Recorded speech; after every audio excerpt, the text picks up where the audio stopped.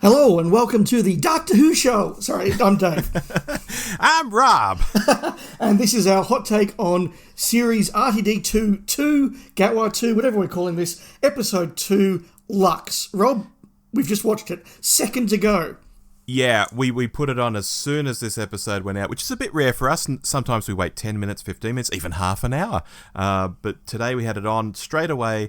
And Dave, show ends May 24. Is that going to be the most self-inflicted gunshot wound if the show does go on a hiatus? I don't know whether that's incredibly meta, incredibly interesting, a little bit daft, or my question, Rob. If the Tardis bounces every time it tries to get to May 24th, 2025, why can't it just park in May 23rd and then spend the night? A good question. That's my question. Rob, But it's like the ponds being stuck in New York City. Why can't the Doctor park outside of New York City and take a bus? I don't know. Yep, and I've been asking that question for must be a decade or more now. Rob, we're here to have our hot take. Thank you to everyone who listened to our hot take last week. We really appreciated all the feedback, good, bad, constructive, whatever. What's your word of the week this week? Word of the week is Rocky. My word of the week is reality. Okay, very fair. Big thoughts, Rob. Up to 30,000 feet, looking down at this one, what did you think? Oh, look, big thoughts. You were just referencing meta, the concept of meta a moment ago with regard to that May 24th date. I'm thinking, gosh, there were so many meta moments in this, and I'm sure we'll get to the Doctor Who fans at some point. But my big overall thought is I liked it. Yeah, I liked it too. I was talking last week about the show evolving and perhaps going in directions that didn't always work for me, but this was the antidote to that, at least for this week. We'll see which strain wins out over the next few weeks. But for me, this was incredibly traditional Doctor Who. It was taking a very everyday thing and making it creepy. The Doctor getting curious and investigating something, a monster. Yeah, it was very traditional Doctor Who, and I was quite engaged by it. A couple of weak points, one in particular that I will come to. The meta stuff we need to discuss. It wasn't so on the nose that it broke the episode for me. It pushed the boundaries a little bit, and it was maybe a little too much. But fundamentally, this was an enjoyable episode that kept me watching pretty engaged for 43 minutes. Yeah, this was trying to be a bonkers episode, and it was a bonkers episode, and it didn't crap the bed, and I'm still processing my thoughts about it, but even that scene with the fans, which I think might be a bit Marmite for some people out there, I went with. Because just before they went there, when they were in that all-white area, I'm thinking, gosh, this is like the land of fiction, isn't it? This is what they would have done in the 60s if they could have. If the whole concept of meta was a thing back then, I'm thinking this is very Doctor Who to me, but it's modern Doctor Who, and I'm not saying that in a bad way. It's just taking all those ideas like you've just enunciated that make up good Doctor Who and doing it in a modern way, and I went with it. Well, it's not the first to do it, and I can think of a not particularly modern now reference. The Goodies. Tell me more. Well, the Goodies did their movie episode. Of course. Which had people breaking out of screens and perspective jokes and all the rest of it. But they also did their advertising episode, which ended with the people watching them on TV and having the discussion where they turned around, what was that? I think it was surrealism. What's that? Means it's slow to rubbish. So I have seen this before. I don't know whether the Goodies was in RTD's mind, but it definitely did that. And look, did I think that it perhaps pushed the edges a bit too far? For me, maybe. Will it have pushed the edges too far for some? Yeah, absolutely it will. I think you're right. That's going to be a very Marmite scene. I wouldn't want Doctor Who to do this again. Yeah. But as a standalone moment, I think it worked really quite well. And you're right, Rob, because it did build up. It created this concept of being trapped inside the screen and then going through the 2D into 3D, trying to break the frame. Very Muppets, that, actually. And sort of went through this. We then had that fictional reality where the continuity was wrong and the police officer wasn't the correct police officer. So we've set up that it's creating these false realities to try and trick the Doctor. And if the aim is to try and trap the Doctor and stop him trying to escape, then that was a very logical and reasonable thing for Lux to do. Yeah. So, look, was it occasionally a little bit knowing, yes, maybe we're just a little bit on edge because at the end of it, where they did the guys basically doing the very hot take, did I feel a little bit seed rob? Yeah, I did. Maybe I had to look down at my notes and maybe I won't say that after all. I think in the rules of the episode it worked in the same way as you said. The Land of Fiction stuff works in the Mind Robber, but just once. Yeah, exactly that. And I want to just do a quick call back to the Don't Read the Comments episode that we put out earlier this week. A number of people who were commenting on the trailer were suggesting that Lux would be part of the Pantheon, and he was. So, hats off to fans. They're on the ball there. Yeah, that was probably a weaker part of the episode for me. Is it? I was that's it. Gosh, damn it! My enjoyment's been ruined. Like not like that.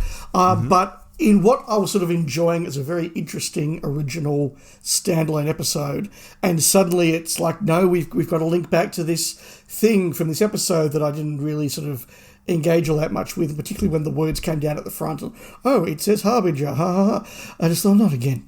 I thought that was a little bit too knowing. In an episode I'm excusing for being a bit too knowing mostly, I thought that was too knowing. Okay, that's fair.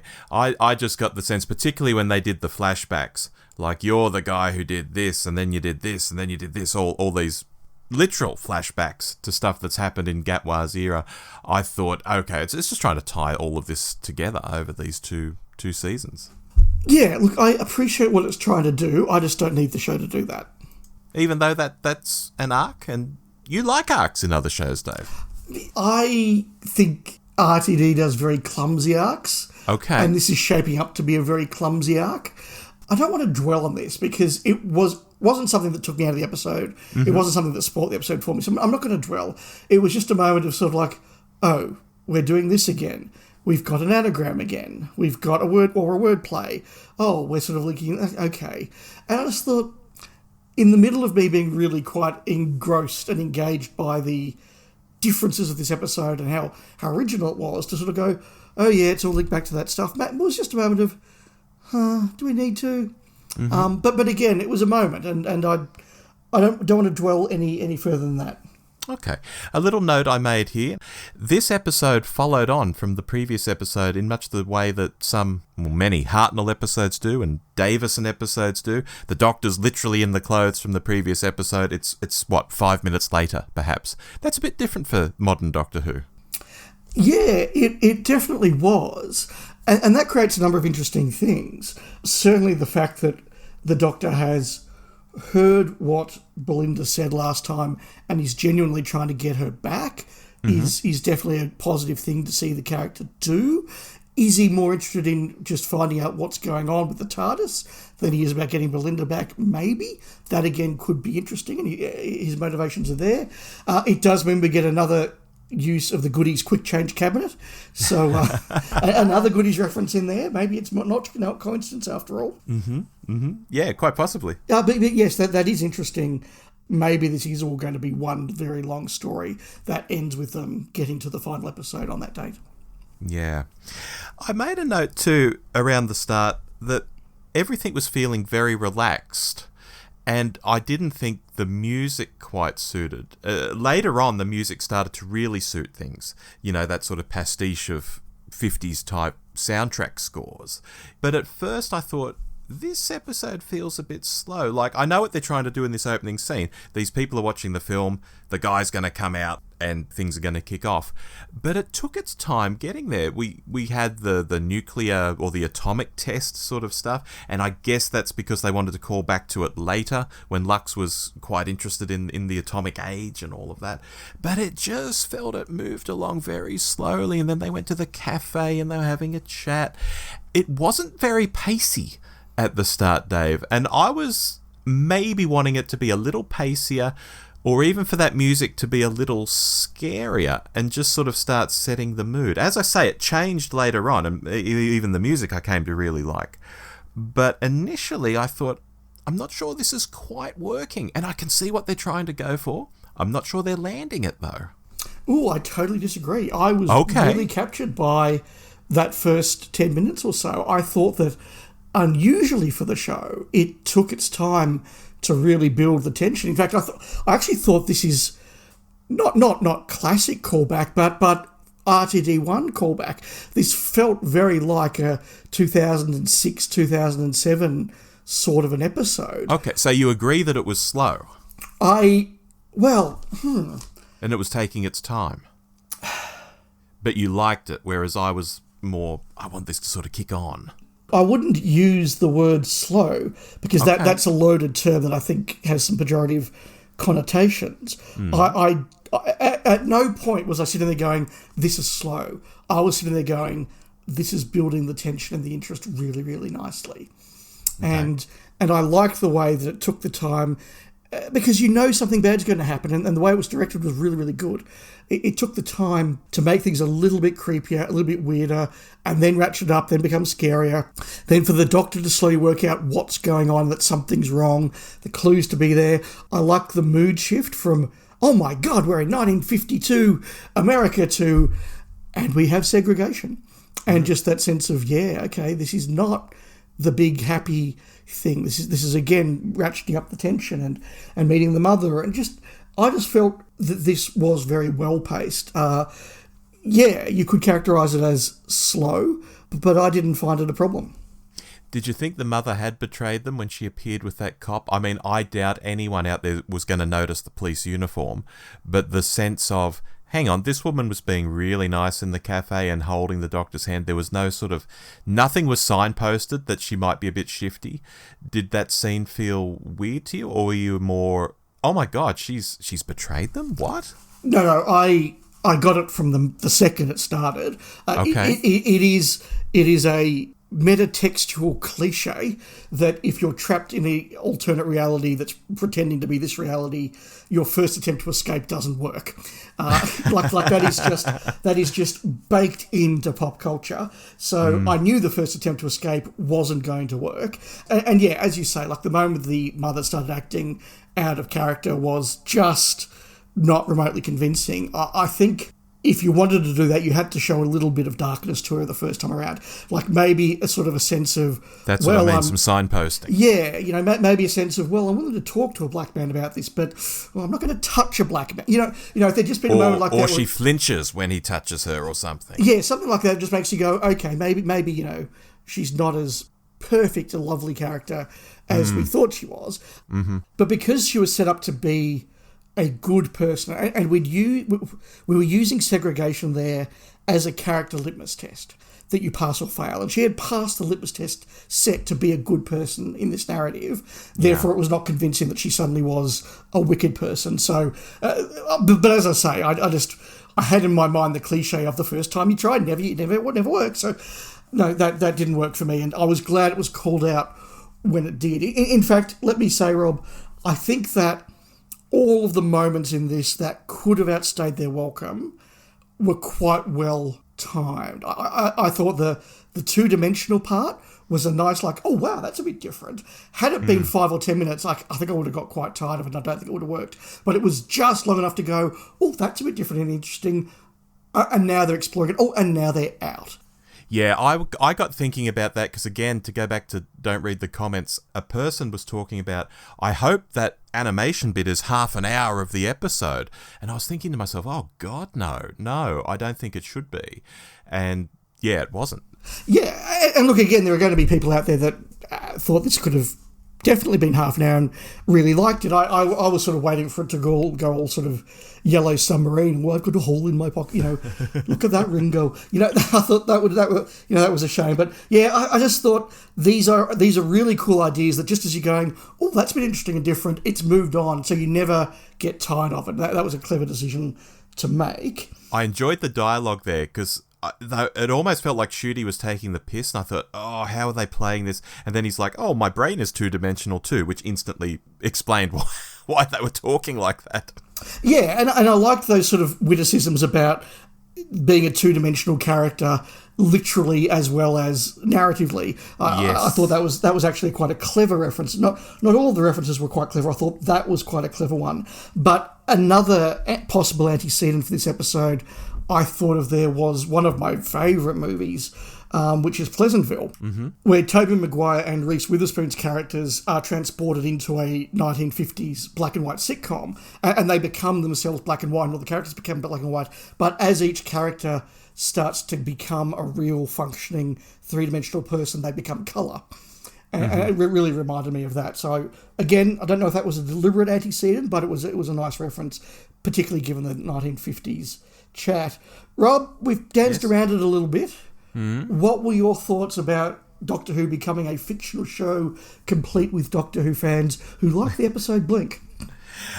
I went with it, as I sort of suggested earlier. I went with it. It was, at first it was a bit like, oh God, are we doing this? Oh, how do I feel? Oh, I've got to say something on a hot take in 15 minutes time. My brain is just like exploding. And I even thought it was clever where they layered in some of that classic Doctor Who soundtrack, that I can't think of where it's a Tennant. It's a Tennant piece, isn't it? I think. Yeah, I'm not sure. I did notice that one. And that sort of came in. And I actually felt quite sad that they were the imaginary ones and they were going to die. And Doctor Who, our hero, is actually real. And it's all of us who are not real. I thought it was funny. I went with it. But then again, I can watch Love and Monsters and enjoy that for what it's trying to do and trying to say. Whereas someone taking it literally is like, oh my God, what's happened to Doctor Who? Yeah, I went with it. Again, it didn't outstay its welcome. I enjoyed the Galaxy Quest reference. That was a nice, like, hey, yeah, love that one, because, again, another one of my favourite movies. So I enjoy that reference. Look, were there a couple of sort of bits where I thought this is perhaps crossing the line from pastiching fandom to maybe having a dig at fandom? Possibly. Do I only feel that way because I can at times, I admit, be a bit of a, well, actually sort of fan. So maybe it was a dig at me that was warranted. I hope I'm self-aware enough to appreciate that. Again, had it been much longer or much deeper, I probably would have started to go, yeah, too much. It was a clever idea done just enough, right on the border, right up to the edge. Okay, that's fair. I think there were some lines in there that some fans will really like. One of the girls said, I met all my friends through this show. And I think there will be people out there going, oh, goddamn, that's me. Yes. They'll love that. Yeah, that's true. Yeah, okay. So, Rob, before we go to the sports desk, let's just chat about the ending. I wrote down here, Planet of the Spiders. Oh, how so? In the sense that the villain suddenly gets too much of what it thinks it wants, and suddenly it expands. I sort of saw that as a reference. We're talking about cliches. RTD not quite making the ending land would be a cliche going all the way back to season 2 of Queer as Folk, or The Second Coming. So quite a cliche. I don't really quite know what happened. I certainly got, well, you know, let's just make a couple of quick points. How many fans were watching film cans be burned and just going, no! You know, that was clear. If that wasn't a deliberate thing to upset long-term fans, so you can't tell me that wasn't deliberate. I made a note just blowing up the film, question mark. I didn't know how that brought everybody back, because they were in a room where it exploded. If they then popped out of the film because somehow the explosion made them pop out of the film, they'd be in a burning room. What happened there? I don't know. Yeah. Again, my brain was like, what's happening? I knew that Celluloid burnt. I didn't know that it blew up. So I sort of went from this, okay, they're doing a Planet of the Spiders thing. They're giving Lux what it thinks it wants, and too much of it destroys him. Oh, hang on, no, now Celluloid's exploding. Now he's just fading away. And it had vibes of the whole Sutek, what's the opposite of death? It's whatever that line was. Yeah. It sort of had like, here's a clever line. What does that mean? Doesn't matter. That was sort of my take, which was a bit of a shame. And yes, look, we all knew the Missing 15 were going to escape. I thought maybe somewhere along the way one of them would have to do something to prove that it was dangerous. One of them would die for real to sort of prove that the alternate reality was dangerous. Turns out, no, that wasn't a thing. That's fine. But yes, it was sort of like, and they're all okay. How? It doesn't matter. They're all okay. So, vibe-wise, the ending was fine. But it is the one where, even just watching it on the hot take, I was sort of going, no, you've cheated a bit there. That's a shame. Yeah. Just painting in broad brushstrokes at the end to just get it into the runtime there. I did make a note, this fits the runtime, because I felt the story in the end, they had hit that 45 minutes and told the complete story. So despite what I was saying about the slower start for me, I feel in the end they got there and they fit the runtime, even if they did take some shortcuts. Yeah, look, I think this is definitely one where two middle-aged men are watching it and going, well, actually, that didn't make sense. And again, we're self-aware about that.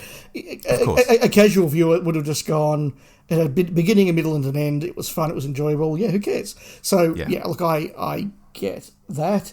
And I was surprised to see the woman who sings the theme to EastEnders, whose name I can never remember, turn up in 1950s America. That was unexpected. I'm not particularly interested. She has outstayed her welcome for me. I just don't care about her anymore, to be perfectly frank. But it was like, oh, okay, she's not just in 2020's London or wherever it is. She's now following the Doctor. So, okay, point of difference. Well, it's leading up to some big reveal, or what RTD and co think will be a big reveal. The question is, when we get to it in episode 8, are we going to be like, oh my God, are you serious? Or are we going to be sitting here going, Christ, that was actually rather clever? I don't know. Yeah, I don't know either. And again, I'm happy to acknowledge I'm probably a little bit jaded from what I thought was a lack of payoff from the first season. Or that we need to do it at all. Yeah, frankly, yes. Yeah, fair enough. Off to the sports desk. Let's go.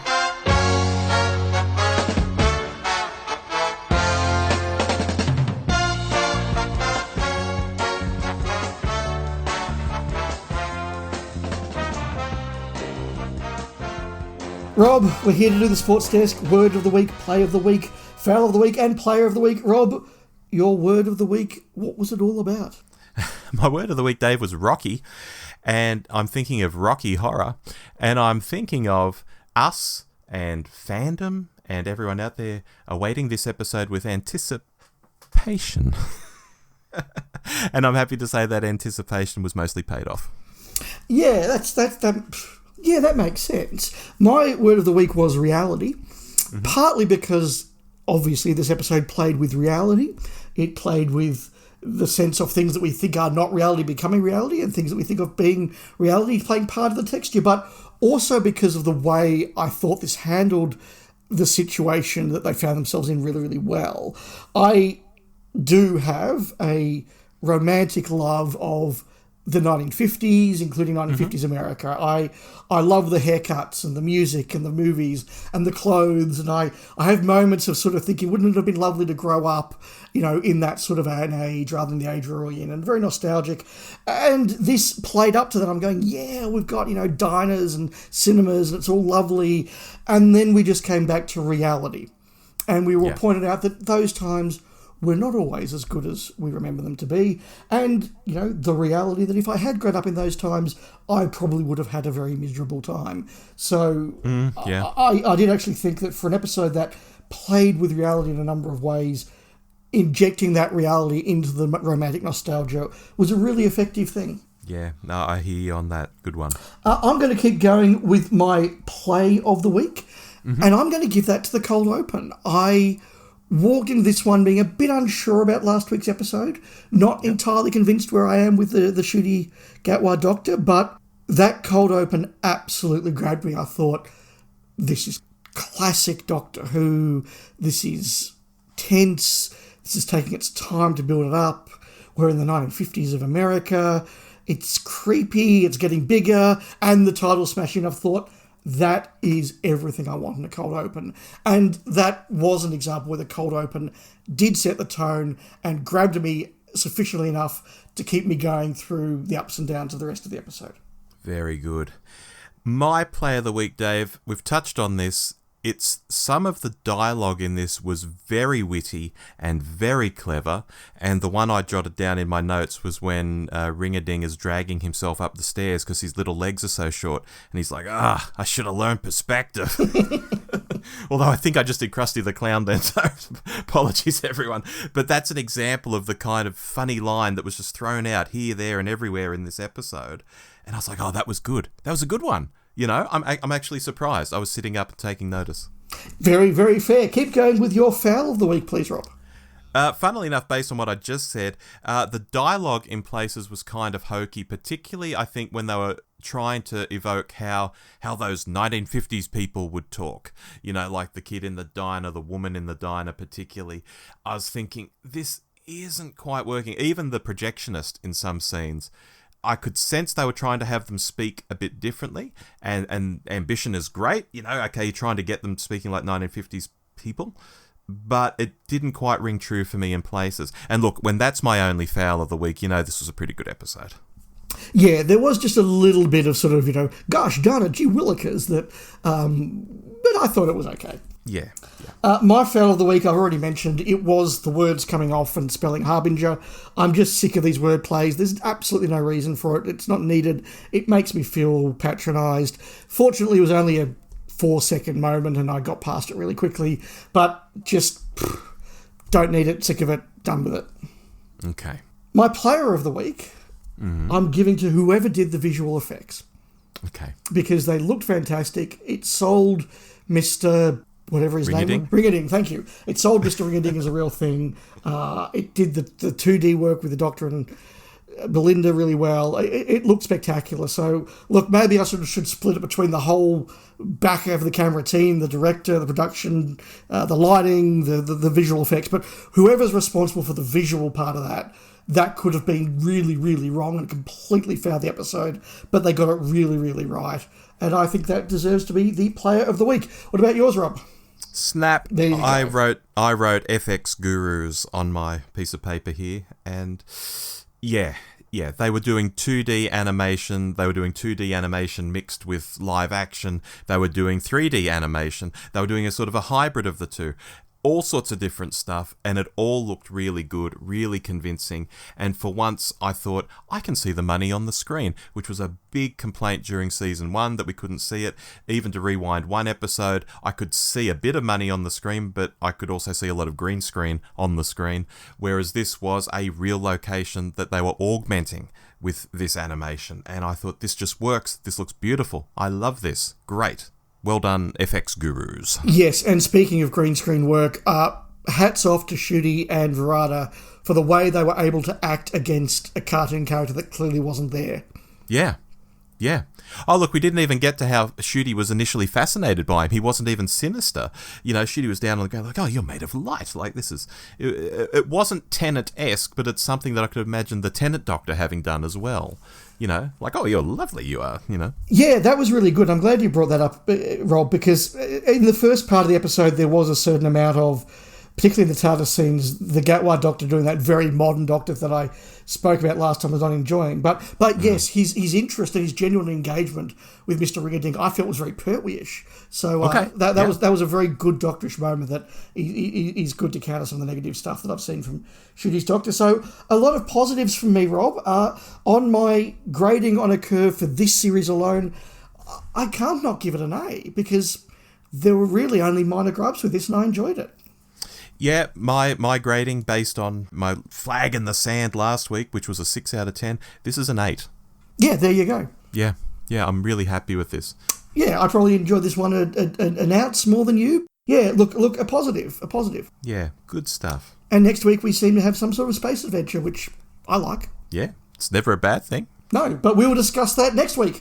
Till then, I've been Dave. And I've been Rob. We both went to the wrong coast there, but who cares? We'll speak again next week. Bye. Bye-bye.